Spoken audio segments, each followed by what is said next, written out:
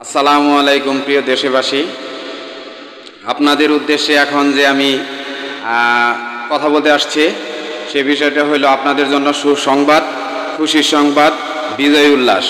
কিছুক্ষণ আগে আমাদের মাননীয় প্রধানমন্ত্রী শেখ হাসিনা প্রধান রাষ্ট্রপতির কাছে পদত্যাগপত্র জমা দিয়ে তিনি দেশ ছেড়েছেন, অর্থাৎ তিনি দেশ ছেড়ে পালিয়েছেন। আজকে ছাত্রদের বিজয় হয়েছে। ছাত্ররা দীর্ঘ প্রায় 1 মাস যাবৎ কষ্ট করেছে। সে কষ্টের প্রতিদান মহান আল্লাহ রাব্বুল আলামিন প্রতিদান দিয়েছেন এবং বিজয় উল্লাসের মাধ্যমে। আজকে প্রিয় দেশবাসী সবাই খুশি, আমরাও খুশি। আপনাদের বিজয় এসেছে, অনেক ত্যাগ তিতিক্ষার পর বিজয় উল্লাস। দেশের জন্য আজ নতুন একটা স্বাধীনতা। অনেক কষ্ট করেছে ছাত্ররা, ছাত্রীরা, সর্বস্তরের মানুষ আজ ঢল নেমেছে বাংলার অলিতে গলিতে। শাহবাগ অভিমুখে গত রাত্রে সমন্বয় কমিটির আসিফ মাহমুদ যে একটা ভিডিও বার্তা দিয়েছিল যে 6 তারিখে নয় 5 তারিখে আপনারা সারা বাংলাদেশ থেকে সকল প্রকার জনতা, সকল প্রকার মানুষ আপনারা লং মার্চে অংশগ্রহণ করুন, অর্থাৎ ঢাকার উদ্দেশ্যে আপনারা জমায়েত হন, চলে আসুন।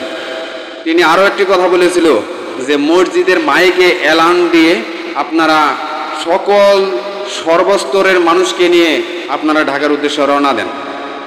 আমরা গণভবন ঘেরাও করব আগামীকাল, অর্থাৎ আগামীকালের কথা বলা হয়েছিল। মহান আল্লাহ রাব্বুল আলামিন সকল জুলুম নির্যাতিত মা বোন মানুষের কথা আল্লাহ কবুল করেছেন। দেখেন, গণভবন ঘেরাও করার আগেই আজকে প্রধানমন্ত্রী শেখ হাসিনা রাষ্ট্রপতির কাছে পদত্যাগপত্র জমা দিয়ে তার ছোট বোন শেখ রেহানাকে নিয়ে তিনি দেশ ত্যাগ করেছেন। এটা আমরা কিছুক্ষণ আগেই জানতে পারলাম। সকল মিডিয়াতে আমরা দেখতে পেলাম বিজয় উল্লাস হচ্ছে। সেই খুশিতে আপনাদের মাঝে আমি একজন নগ্ন ব্যক্তি আপনাদের সামনে এসে এই সংবাদটা সারা বাংলাদেশ নয়, সারা পৃথিবীতে ছড়িয়ে পড়ুক এই প্রত্যাশায়।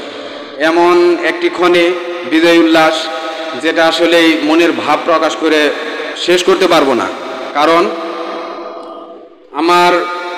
আমি এখন আসলে অভিভাবক, আমার ছেলে মাদ্রাসায় পড়ে, আমার আরেকটি মেয়ে আছে। সেই হিসেবে আমি একজন অভিভাবক। আমি হয়তো আমার কর্মব্যস্ততার কারণে, আমার কর্মের কারণে, বা আমি একটা কর্মস্থলে চাকরি করি, সেজন্য আমি হয়তো অংশগ্রহণ করতে পারিনি। কিন্তু আমি গতকালও কাঁদছি, যতগুলো ভিডিও দেখছি আমি কাঁদছি। খোদার কসম আমি চোখের পানি ফেলেছি এই ছাত্রীদের এহেন অবস্থা দেখে। কারণ এটা আসলে কোনো জাতি, কোনো দেশের মানুষ গ্রহণ করতে পারে না যদি সে সুস্থ মস্তিষ্কের মানুষ হয়ে থাকে। যাই হোক, আজকে আমাদের বিজয় উল্লাস। আজকে আমার বাংলাদেশের ছাত্রছাত্রীরা আজকে খুব খুশি।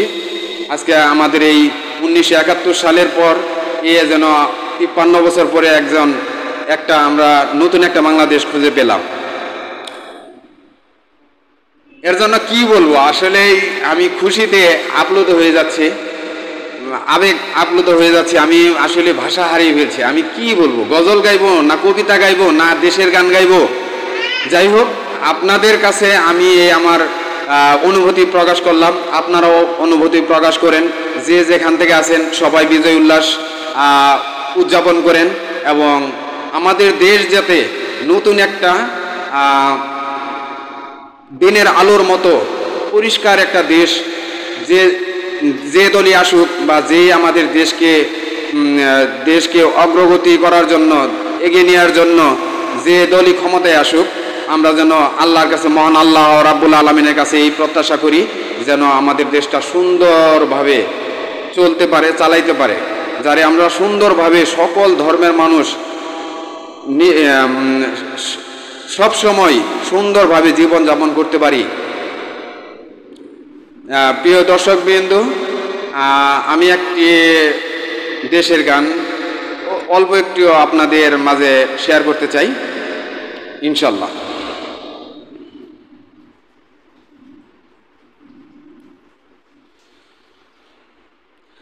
হাইরে আমার মন মাতানো দেশ, হাইরে আমার সোনা ফলা মাটি, রূপ দেখে তোর কেন আমার নয়ন ভরে না, তোরে এত ভালোবাসি তবু পরাণ ভরে না। হাইরে আমার মন মাতানো দেশ, হাইরে আমার সোনা ফলা মাটি, রূপ দেখে তোর কেন আমার নয়ন ভরে না, তোরে এত ভালোবাসি তবু পরাণ ভরে না। আপনাদের শুভকামনায় আসসালামু আলাইকুম।